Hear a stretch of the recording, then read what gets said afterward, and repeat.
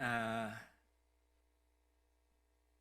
지난 그 주간에 우리 장로님 한 분이 거금이 든 봉투를 하나 저에게 주셨습니다.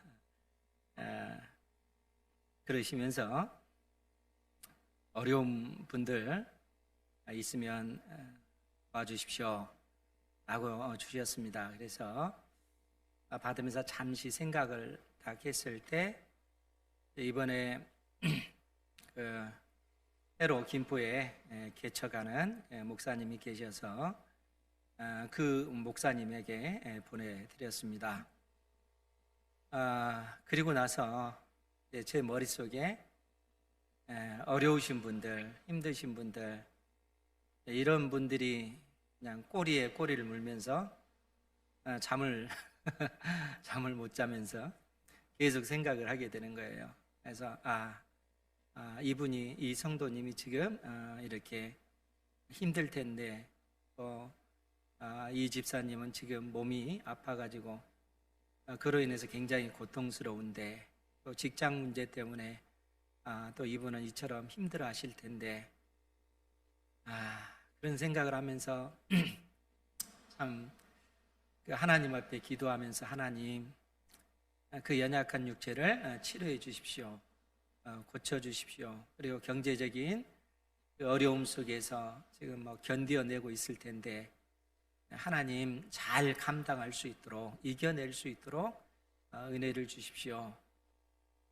그 기도를 드릴 수밖에 없었습니다. 그리고 이제 하나님께서 은혜 주셔서 참으로 어려운 그러한 시기잖아요. 이러한 시기를 우리 성도님들이 잘 인내하고 극복하고 어떠한 상황 속에서도 낙심하지 아니하고 하나님께서 결국에는 나에게 은혜 주실 것이다 하는 믿음의 눈으로 바라보면서 현실의 모든 어려움을 이겨내는 은혜가 있기를 주님의 이름으로 축원드립니다.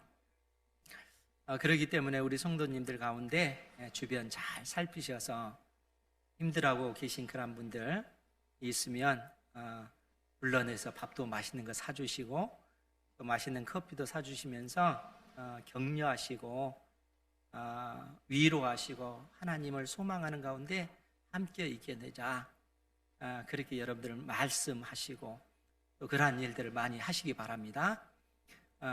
외면하면 절대 안 되고 그분들을 위해서 기도하면서 그러한 일들을 행해 나가실 때 우리 주님께서 그러한 모습을 너무너무 기뻐 받으시고 그러한 우리를 예수 그리스도 안에서 하나 되도록 그렇게 만들어 가시는 것입니다.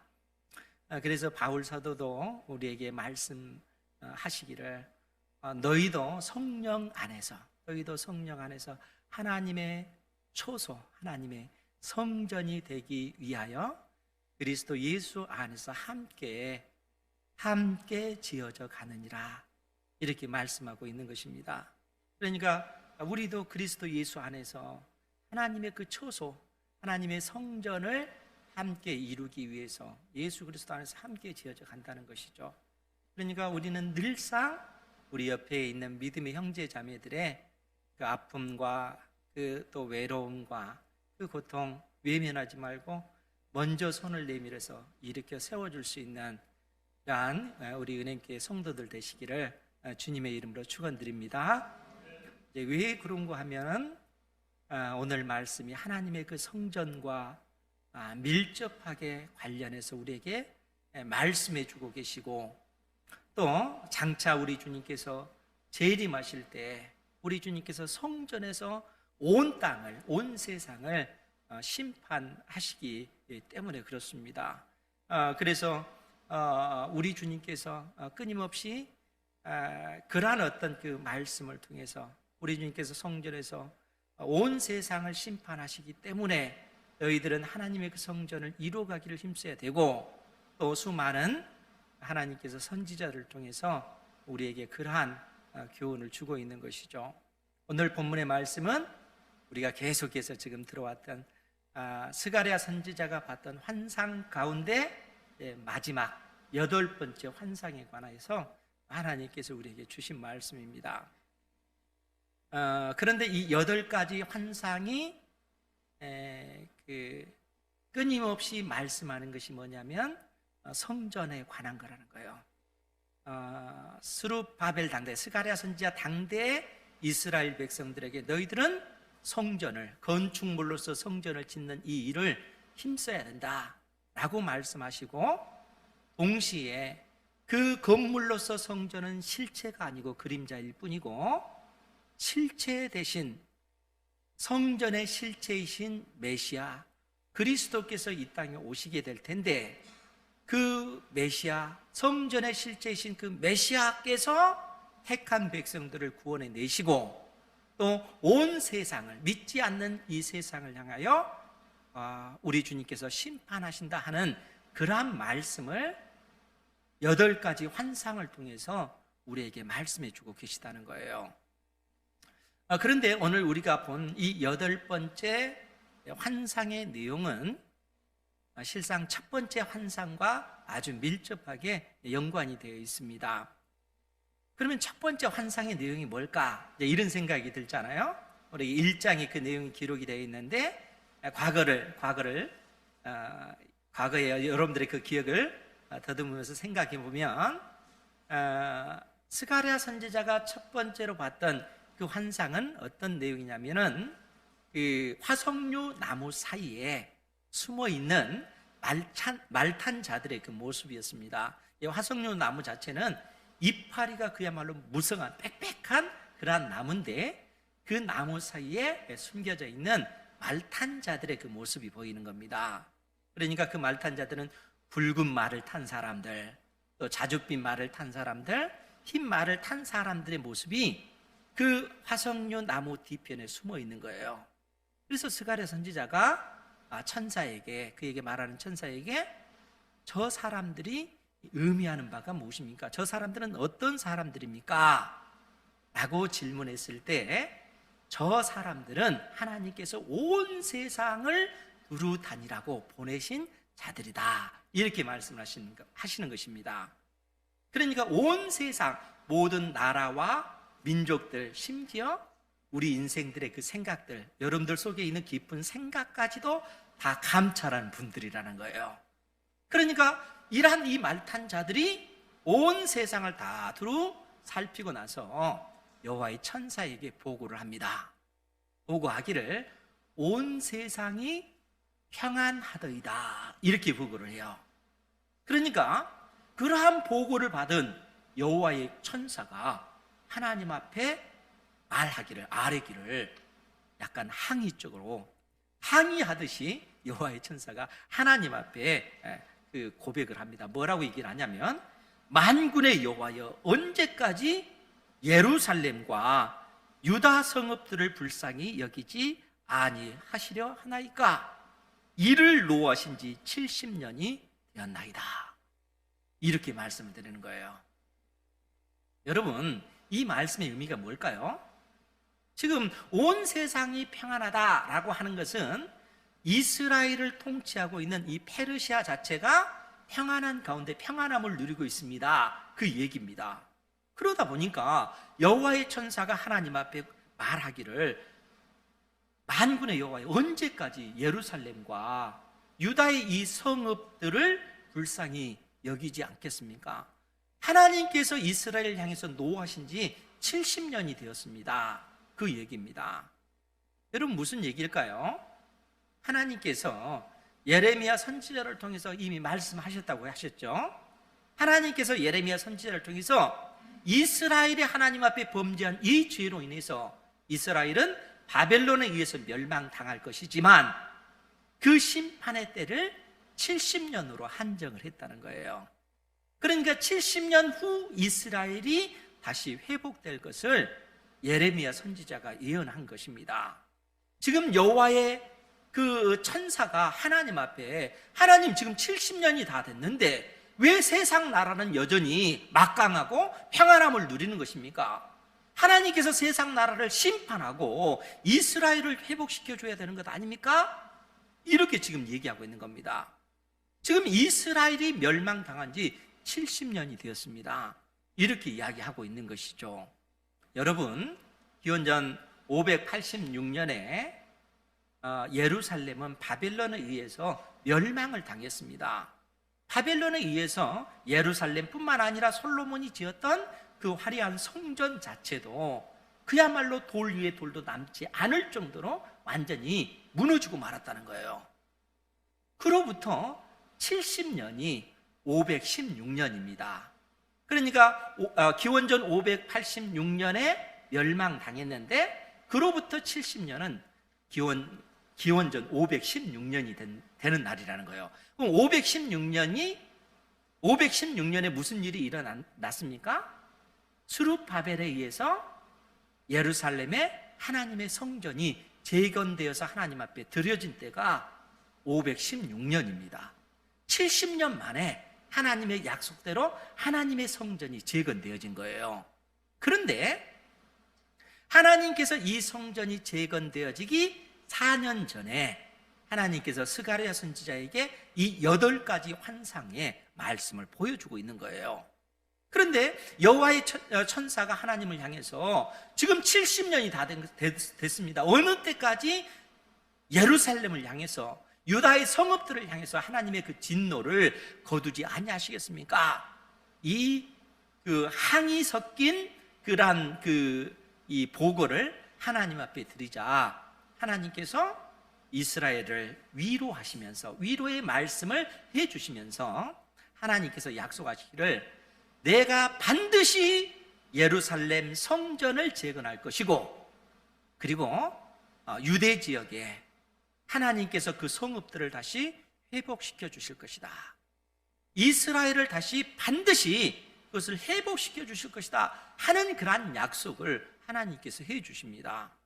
그것이 첫 번째 환상의 내용이라는 거예요. 그런데 이제 여러분들이 주목해야 될 것이 무엇인가 하면 여기서 언급되어지는 70년의 그 의미라는 거예요.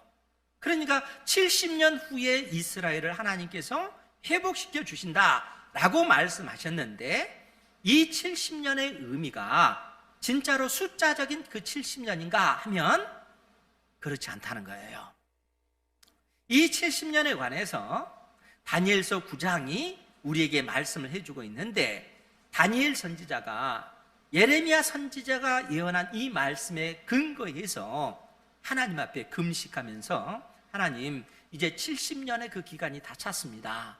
하나님의 약속대로 이스라엘을 회복시켜 주십시오.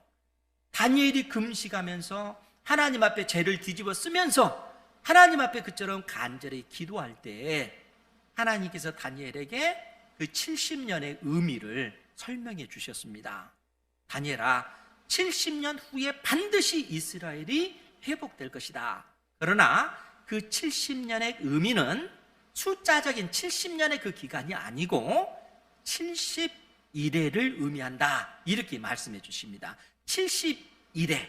그 말은 7이 70개라는 거예요. 70개. 그러니까 이 7이 그 70개라는 얘기는 그만큼 긴 세월을 의미하면서 동시에 완벽한 의미의 그 수를 이야기하는 것입니다. 그러니까 이 71회가 지나면 어떤 일이 벌어지냐면 다니엘서 9장 24절에 보면 이 71회가 지나고 나면 죄악이 용서되며 영원한 의가 드러나고 환상과 예언이 성취되리라. 이렇게 말씀해 주고 있습니다. 그러니까 71회가 차면 죄악이 이 땅에 있는 그 죄가 완전히 제거되어지고 그리고 영원한 하나님의 의가 드러날 뿐만 아니라 하나님께서 선지자들을 통해 주셨던 예언과 환상이 응하리라. 온전히 다 성취될 것이다. 하나님께서 약속한 그 모든 말씀이 완벽하게 다 이루어질 것이다 라고 말씀해 주고 계시다는 거예요. 그러면 여러분 71회가 지난 후가 언제일까요? 71회는 바로 이 땅에 우리 주 예수 그리스도께서 재림하실 때를 이야기하는 거예요. 우리 주 예수 그리스도께서 재림하심으로써 이 땅의 죄악을 완전히 제거하고 참 이스라엘인 하나님의 나라 천국을 택한 백성들에게 상속받도록 해주신 때입니다. 그러니까 우리 주님께서 재림하실 그때가 70일에라는 거예요. 70일에가 지난 이때는 우리 주님께서 재림하실 때 완벽한 하나님의 그 나라가 이루어지게 될 것을 성경이 우리에게 말씀해 주고 있다는 거예요. 그렇기 때문에 오늘 하나님께서 스가랴 선지자를 통해서 주신 이 8가지 이 환상을 통해서 성전이 의미하는 바가 무엇인가, 그리고 이 성전을 통해서 어떻게 하나님께서는 택한 백성들을 구원해 내시고 온 세상을 심판하시는가 하는 말씀을 주고 계시다는 거예요. 그러면 여러분, 보다 구체적으로 오늘 본문의 그 말씀을 통해서 우리가 그 내용을 한번 보도록 하겠습니다. 스가랴서 6장 말씀인데 6장 1절 말씀에 보면 내가 또 너를 들어본즉 내 병거가 두 산 사이에서 나오는데 그 산은 구리산이더라. 지금 스가랴 선지자가 8번째 그 환상을 보는데 두 산을 본 거예요. 큰 산 2개를 봤는데 이 산의 모양이 구리산이라는, 노수로 된 산이라는 거예요. 그리고 이 두 산 사이에서 병거가 나오기 시작합니다. 2절 이하의 말씀을 보면 첫째 병거는 붉은 말들이 이끌고 있고, 이때 당시 병거라고 하는 것은 그야말로 엄청난 무기를 얘기하는 거예요. 오늘날로 얘기하면 탱크와 같은 그런 무기입니다. 그런데 이 첫째 병거를 붉은 말들이 이끌고 있고, 둘째 병거는 검은 말들이 이끌고 있고, 셋째 병거는 흰 말들이 이끌고 있고, 넷째 병거는 어룽진 말들이 이끌고 있는 그 환상을 본 겁니다. 그리고 나서 건장한 말들이 메었는지라. 여기서 이제 건장한 말들은 그 원문을 대조해서 보면 이 건장한 말들은 붉은 말, 검은 말, 흰 말, 어룽진 말들을 다 통칭해서 건장한 말들이다 이렇게 표현하고 있습니다. 그러니까 모두 건장한 말들이 이 병거를 메었다 이런 표현입니다. 그러니까 구리로 된 이 두 산 사이에 이 4개의 병거가 등장하는데 색깔이 다른 이 4종류의 그 말이 이 병거를 이끌고 있는 이러한 모습이라는 거예요. 그러니까 여러분 생각해 보세요. 이러한 환상이 어떤 의미가 있지? 이런 생각이 들잖아요. 스가랴 선지자가 그래서 천사에게 이 질문을 던지는 거예요. 4절 말씀에 보면 내가 내게 말하는 천사에게 물어 이르되 내 주여 이것들이 무엇이니까? 이 말들이, 이 병거를 끌고 있는 이 말들이 의미하는 바가 무엇입니까? 이렇게 질문을 했을 때 우리 5절 말씀 같이 한번 봅니다. 시작. 천사가 대답하여 이르되 이는 하늘의 내 바람인데 온 세상의 주 앞에 서 있다가 나가는 것이라 하더라. 아멘. 이 네 병거가 의미하는 바가 뭔가? 라고 했을 때 천사가 대답하기를 하늘의 네 바람이다. 그렇게 하늘의 네 바람이라 하는 것은 여러분 그 땅의 그 네 기퉁에서 부는 바람이다 그런 얘기입니다. 그러니까 네 병거는 네 바람이다. 네 개의 바람이다. 그렇게 언급을 하고 있는 것입니다. 그러면서 설명하기를 온 세상의 주 앞에 서 있다가 나가는 것이라. 여러분 이 표현이 뭐냐면 이 네 병거는 하늘의 네 바람인데 온 세상의 주 앞에, 즉 온 세상을 통치하시고 온 세상을 다스리시는 우리 하나님 앞에 서 있다가 하나님께서 내리시는 그 명령을 받고 그 명령을 수행하기 위해서 이 세상 가운데 나가는 그러한 네 바람이다 이런 얘기입니다. 그러니까 이 네 병거는 하나님 앞에 명령을 받고 그 명령을 수행하기 위해서 이 땅에 지금 임하고 있는 그러한 어떤 존재들이다 이렇게 언급하고 있다는 거예요. 그러면서 6절에 뭐라고 표현되어 있냐면 검은 말은 북쪽 땅으로 나가고 흰 말은 그 뒤를 따르고, 즉 이 말은 무슨 얘기냐면 검은 말과 흰 말이 북쪽 땅으로 그렇게 향하여 나갔다라는 얘기입니다. 그리고 어룽진 말은 남쪽 땅으로 나갔다라는 얘기예요. 지금 이스라엘 백성들에게 있어서 구약시대 당대에 이스라엘을 가장 대적했던 그 원수가 북쪽과 남쪽입니다. 북쪽은 바벨론으로 상징되어지는 세상 나라고, 남쪽은 애굽인 것이죠.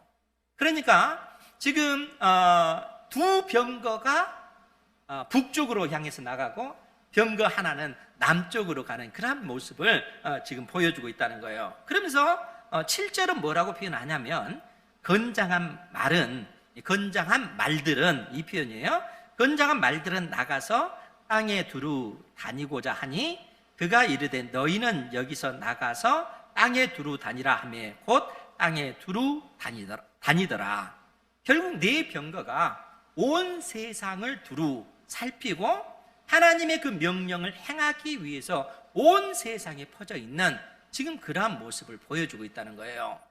그런데 그 가운데 특별히 북쪽으로 두 병거가 나아갔다라고 이렇게 언급되어 있습니다. 왜 그런가 하면 8절 말씀 때문에 그렇죠. 우리 8절 말씀도 같이 한번 볼까요? 시작.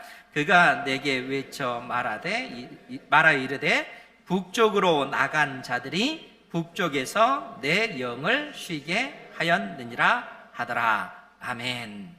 북쪽으로 나간 자들이 북쪽에서 하나님의 영을 쉬게 하였다. 그 말은 무슨 얘기냐면, 북쪽으로 나간 이 병거들로 인해서 하나님의 마음이 시원하게 되었다는 거예요. 왜냐하면 하나님께서 원하시는 그러한 일들을 이 두 병거가 잘 해결했기 때문에 그렇다는 거예요. 그러면 여러분, 이 말씀의 의미가 뭘까요? 이 말씀을 우리가 생각을 해야 되는데, 그러기 전에 1절에 등장하는 두 산이 의미하는 바가 뭔가 먼저 이것을 생각해야 된다는 거예요.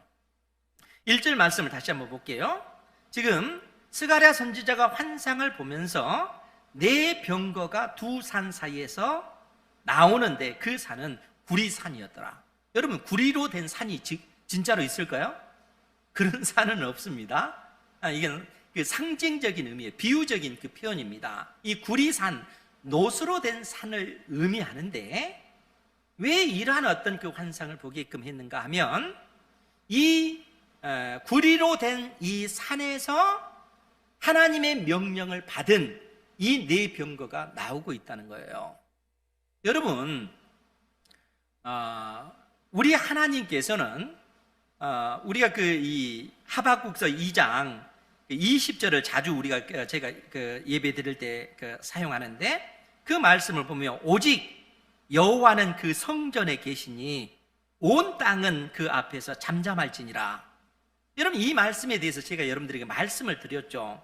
오직 여호와는 그 성전에 계시니, 이 말씀은 우리 주님께서 이 세상 역사의 끝에 성전에 좌정하셔서 온 세상을, 온 땅을, 수많은 나라들과 민족을 심판하실 때 우리 주님께서 이 성전에서 일어나시는 그 모습을 지금 그려주고 있습니다. 그러니까 온 세상이 하나님의 그 심판 앞에 두려워 떨면서 그야말로 아무 이 신음소리도 내지 못하는 그러한 어떤 그 두려움과 그러한 어떤 그 어미로운 그러한 상황의 그 모습을 이처럼 묘사해주고 계시다는 거예요. 그러니까 두 산 사이라고 하는 것은 우리 하나님께서 자정하신 그곳을 의미하는데, 그래서 학자들은 이 두 산, 노수로 된 이 두 산이 의미하는 바가 무엇일까라고 했을 때, 성전의 그 출입문에 양쪽에 있는 두 기둥을 의미한다라고 그렇게 이야기를 합니다. 여러분, 역대하 3장 17절 말씀을 제가 읽어드릴 테니까 잘 들으시기 바랍니다.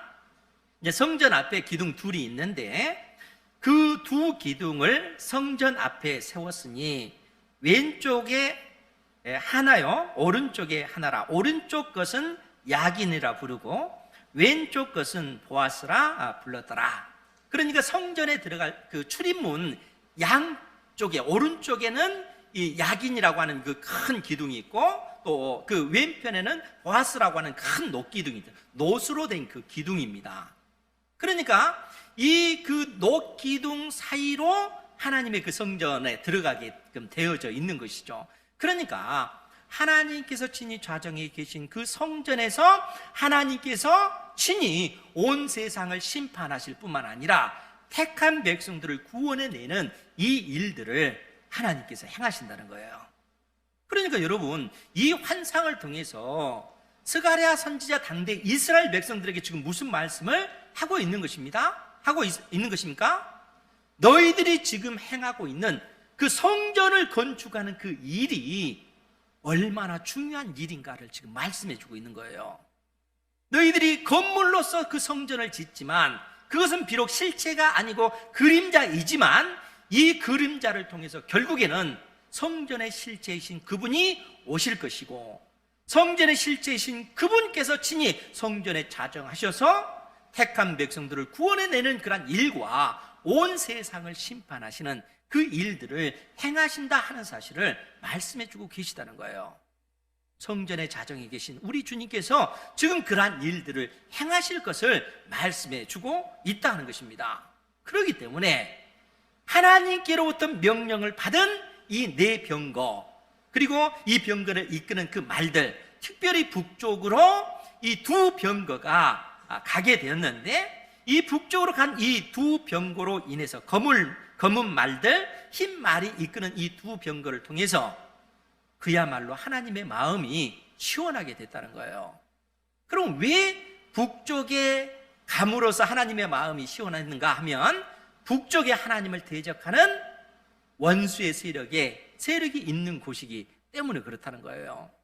여러분, 지난주에 봤던 7번째 환상의 내용 여러분 생각나세요?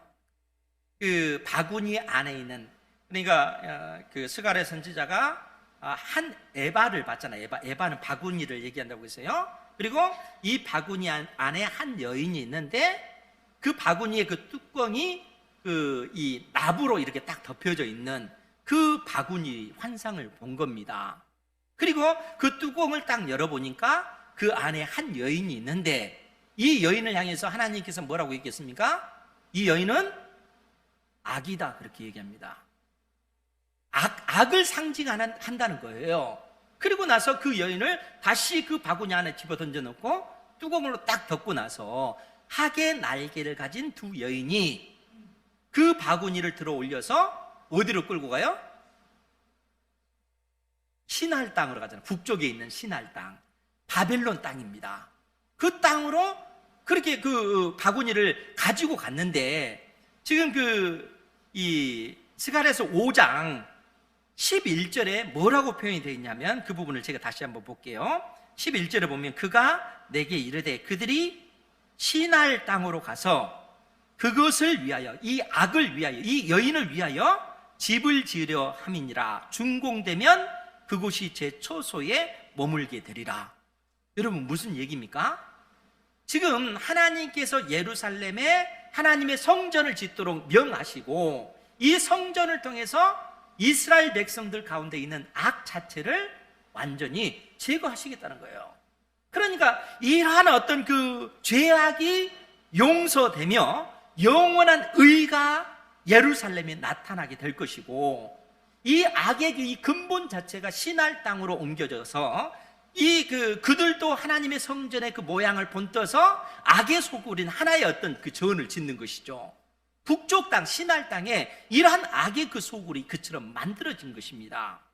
그러니까 하나님께서 두 병거를 통해서 이 악의 소굴인 세상 나라를 상징하는 이 바벨론을 심판하시는 것입니다. 그러니까 그로 인해서 하나님의 마음이 시원하다, 이렇게 말씀해 주고 있다는 거예요. 하나님께서 이러한 일들을, 역사 가운데 이러한 일들을 진행시켜 나가실 것을 말씀하고 있는 것입니다. 이 땅의 성전의 실체이신 우리 주님께서 이 땅에 초림하셔서 우리 주님께서 성전의 실체다 하는 사실을 택한 백성들에게 명확하게 가르쳐 주셨을 뿐만 아니라, 이제 우리 주님께서 부활 승천하셔서 이 땅에 재림하실 것을 약속해 주셨습니다. 그리고 재림하시게 되면 70일의 의미가 끝나게 되고 이제는 죄와 이 사망의 모든 권세가 완전히 끊어지게 될 것이고 영원한 의가 지배하게 될 것이고 그리고 하나님께서 약속하신 하나님의 나라 천국을 택한 백성들로 하여금 상속받도록 그렇게 만들어 주실 거라는 겁니다. 그러니까 하나님께서 구약 성경을 통해서 예언했던 그 모든 환상과 예언이 우리 주 예수 그리스도께서 재림하심으로써 완전하게 성취될 것을 말씀해 주고 있다는 것입니다. 이러한 그 역사를 바라보는 안목을 사랑하는 자녀들인 여러분들이 갖기를 바랍니다. 하나님께서 역사를 이처럼 끌어가신다는 거예요. 그리고 그 역사의 한 지점에서 지금 우리가 믿음의 삶을 살아가고 있는 것입니다.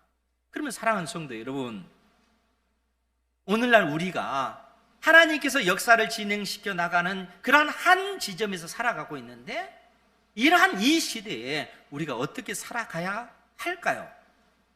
여러분, 하나님께서 내 병거의 그 의미를 보다 구체적으로 우리에게 말씀해 주셨는데 그것이 요한계시록 7장에 나와 있습니다. 요한계시록 7장 말씀 우리 같이 찾아보도록 하겠습니다.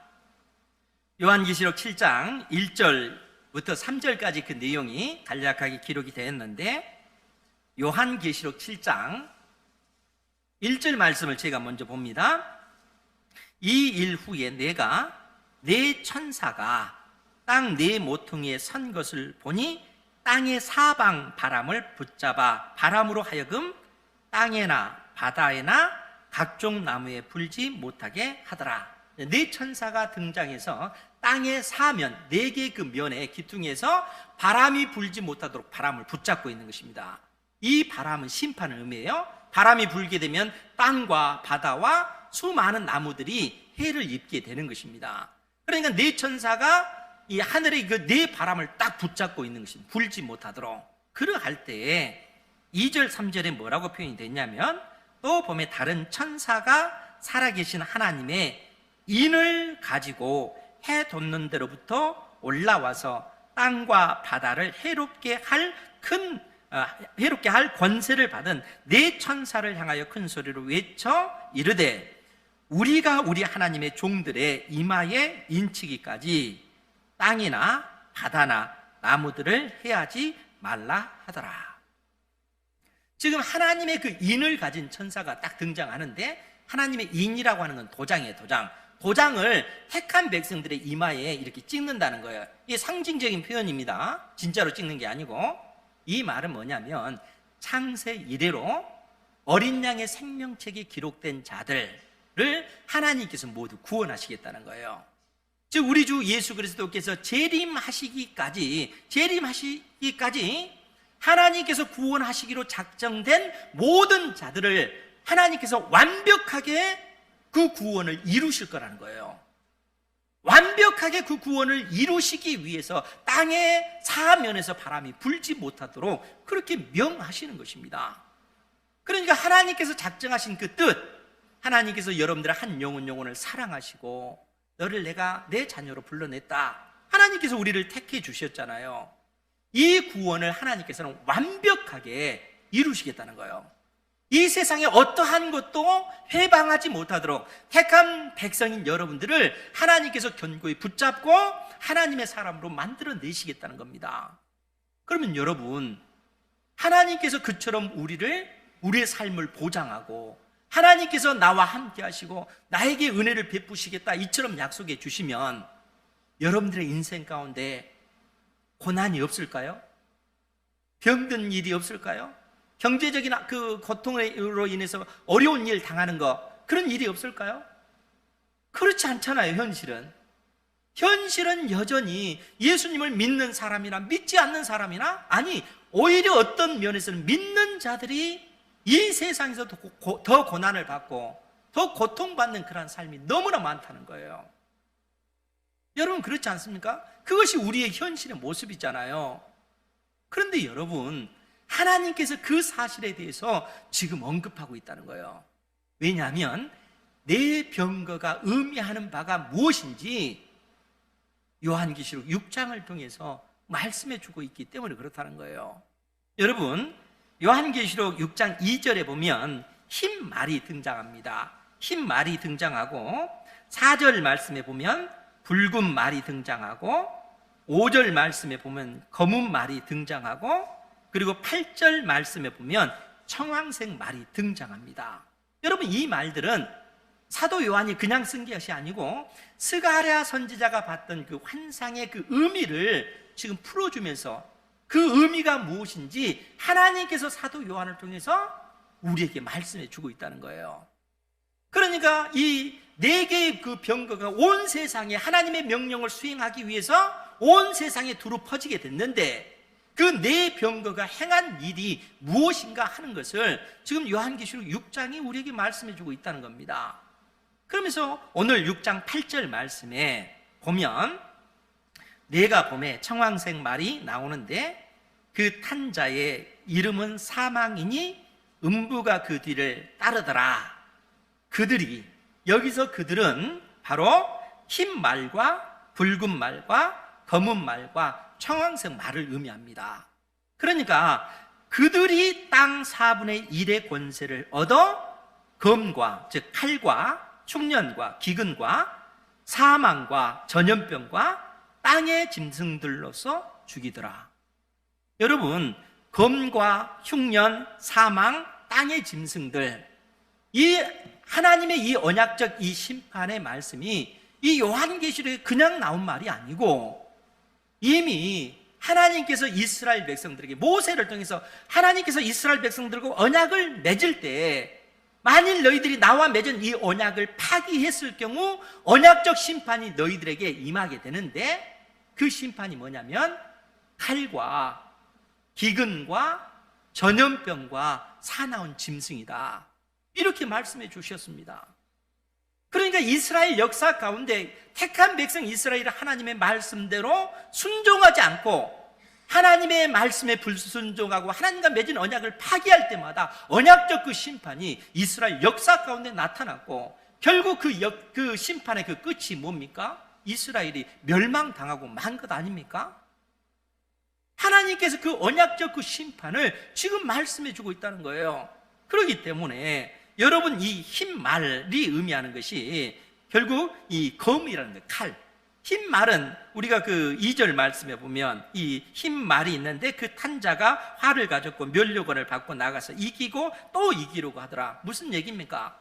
수많은 나라가 민족이 민족 가운데 이러한 전쟁을 통해서 수많은 인생들이 죽임을 당하고 있고 전쟁에 승리한 자들은 끊임없이 그 승리하기 위해서 약한 나라를 공격하고 치고 또 그 사람들, 수많은 사람들을 죽이는 이러한 일들, 칼의 그 심판을 이야기하고 있다는 거예요. 이것이 흰 말이 끄는 그러한 어떤 그 병거가 의미하는 바라는 거예요. 뿐만 아니라 이 붉은 말은 그 탄자가 허락을 받아 땅에서 화병을 제하여 버리며 서로 죽이게 하고 또 큰 칼을 받았더라. 무슨 얘기입니까? 여러분, 이것을 보다 구체적으로 대입을 하자면 사나운 그 짐승의 재앙입니다. 여러분, 구약시대 때 사나운 짐승의 그 재앙이 얼마나 무서운 거냐면 이 사나운 짐승을 통해서 이스라엘 백성들이 짓는 농작물들 뿐만 아니라 그들이 키우던 그 소떼, 양떼들 이런 목축업을 하니까 이 사나운 짐승떼로 인해서 이 이스라엘 백성들의 어떤 그들이 겪는 이 경제적인 그 고통, 그 아픔이라고 하는 것이 엄청나다는 거예요. 그것뿐입니까? 그로 인해서 무수한 사람들이 사나운 짐승에 의해서 죽임을 당하는 거예요. 이것이 원인이 돼서 이 사나운 짐승의 그 재앙이 한 시대 그 사회 자체를 심각하게 혼란스럽게 만들고 분열시키고 그리고 그 어떤 사회 자체를 무너뜨리는 이러한 어떤 내분의 그 문제가 발생하는 이러한 상황이 되어버린다는 거예요. 그것이 사나운 짐승의 그 재앙입니다. 그러면 이 검은 말, 이 전염병 문제는 뭡니까? 기근의 문제는 뭡니까? 이 기근이라고 하는 것, 여러분, 이 땅에 비가 내리지 않고 그로 인해서 사람들이 그 기근의 재앙을 당해서 무수한 사람들이 굶어 죽잖아요. 그것이 기근의 재앙이죠. 전염병은 또 뭡니까? 청황색 말 탄 자들, 이로 인해서 이 수많은 사망과 그 음부가 뒤따를 수밖에 없는 것이죠. 여러분, 코로나19로 인해서 수많은 나라들, 민족들 가운데 이 전염병으로 인해서 오늘날처럼 이처럼 그 과학 문명이 발전한 그러한 시대임에도 불구하고 그것을 방어해내지 못하잖아요. 그렇지 않습니까? 강대한 나라든 가난한 나라든 무수한 사람들이 이 전염병으로 인해서 죽어져 나가고 있는 이런 상황이라는 거예요. 그러면은 이러한 하나님의 어떤 그 심판이 이 땅에 임할 때 택한 백성들은 그 가운데서 보호함을 받나요? 하나님의 천사가 땅 네 기둥에서 그 바람을 붙잡고 있으니까 우리가 전혀 그러한 해를 받지 않나요? 그렇지 않잖아요. 우리도 이 땅에서 세상 사람들과 똑같은 경제적인 그 문제로 인해서, 먹는 문제로 인해서 고통을 당하고, 그 때에 따라 그로 인해서 눈물로 하나님 앞에 하소연할 때가 얼마나 많습니까? 직장이 있어야만이 가정을 꾸려 나가는데 직장을 구하기 힘든 그런 상황 가운데 있을 때 우리의 그 고통스러운 그 마음이 얼마나 큰가 하는 거예요. 여러분, 건강하게 행복하게 살고 싶지만 육신이 그 무너져서 그 연약함으로 인해서 몸에 병마가 왔을 때 그로 인해서 우리가 한 집안의 가장이 무너지면 그 가정 자체가 무너지는 것 아닙니까? 그것이 세상 사람들에게만 있는 문제가 아니고 여전히 예수 그리스도를 믿는 우리의 문제라는 것입니다. 오늘날 우리의 문제인 거죠. 이러한 그 고통을 우리가 안고 있는 것입니다. 그러니까 사랑하는 성도 여러분, 그러한 믿음의 형제 자매들이 그러한 어떤 그 눈물로 그의 그 인생 가운데 하나님 앞에 하소연하고 아파하고 마치 이 세상에서 나 혼자인 것처럼 외롭게 동떨어져 있는 것처럼 눈물을 흘리고 있는 사랑하는 형제 자매들을 여러분들이 외면해서는 안 된다는 거죠. 그들의 아픔을 여러분들이 함께 아파야 되고 그들이 다시 일어설 수 있도록 여러분들의 시간을 내서 여러분들의 물질을 들여서 그들을 위로하고 밥도 사주면서 일어서야 된다. 인내해야 된다. 견뎌내야 된다. 하나님은 살아계시기 때문에 결국 하나님께서 우리를 일으켜 세우실 것이다. 여러분, 그것이 믿음 아닙니까? 하나님께서 그러한 놀라운 약속을 이미 우리에게 주셨다는 거예요. 우리로 하여금 네 인생은 예수님을 믿기 때문에 이 땅에 어려움 전혀 당하지 않아. 하나님께서 이렇게 말씀하지 않습니다. 이 세상 속에서 우리도 역시 그러한 환난과 그러한 그 고통과 그러한 아픔이 있다 할지라도 하나님께서는 그 속에서도 하나님의 그 뜻, 하나님의 그 계획은 완벽하게 이루어진다는 거예요. 우리를 구원하시고자 하는 하나님의 그 작정은 반드시 성취된다는 겁니다. 실패할 수가 없다는 겁니다. 그러니까 우리가 눈물로 지새우는 그 날들 동안 하나님께서 우리를 외면하고 계시는 것이 아니라 주님의 그 권능의 팔이 여전히 여러분들을 붙잡고 계시고 우리가 일어설 수 있도록 하나님께서 도우시고 우리가 감당하지 못할 그러한 시험은 하나님께서 미리미리 다 막으셔서 피할 길을 내고 계시다는 거예요. 하나님께서 우리를 그처럼 사랑하시는 것입니다. 하나님께서 우리를 그처럼 붙잡고 계시는 거예요. 그러니까 성전에 계시는 우리 하나님께서 궁극적으로 택한 백성들을 이처럼 구원해 내시고 하나님의 그 놀라운 은혜로 우리를 붙잡고 계시는 겁니다. 사랑하는 성도 여러분, 하나님이 여러분들을 붙잡고 계십니다. 여러분은 혼자가 아니라는 거예요. 여러분들이 흘린 그 눈물을 하나님께서는 다 보고 계시는 것입니다. 하나님께서는 여러분들이 고통하는 그 고통의 그 마음, 연약한 육체로 인해서 여러분들이 몸부림치는 그러한 날들을 하나님께서는 다 보고 계세요. 그리고 그분께서 크신 그 날개로 우리를 품어주고 계시고 우리에게 끊임없이 말씀하시는 것입니다. 일어서야 된다. 그 인생의 어려운 문제로 인해서 무너져서는 안 된다.